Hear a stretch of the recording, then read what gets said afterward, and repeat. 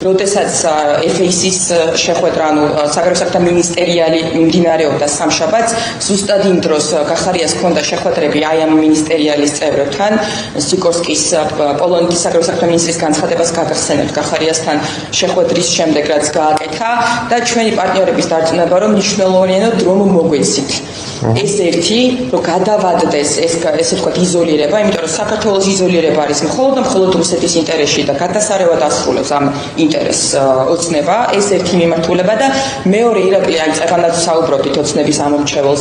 ერთადერთი რაზეც რეაგირებს ირაკლი ოცნება არის ჩემზე და თქვენზე ან შენზე პერსონალურად და ჩემზე არ რეაგირებს ოცნებას დიდი ხანია ჩვენ არ ვაინტერესებთ, იმიტომ რომ ოცნების წარმომადგენლები, მათ შორის კობახიძე არ თვლის თავს საქართველოს პრემიერ-მინისტრად.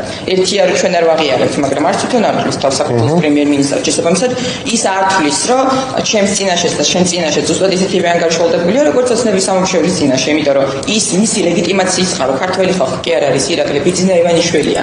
შესაბამისად, აი ასეთ პირობებში ერთადერთი, ვისაც უსმენს ჯერ კიდევ და პულსზე ხელი უჭირავს, არის მისი ამორჩეველი, ოცნების ამორჩეველი.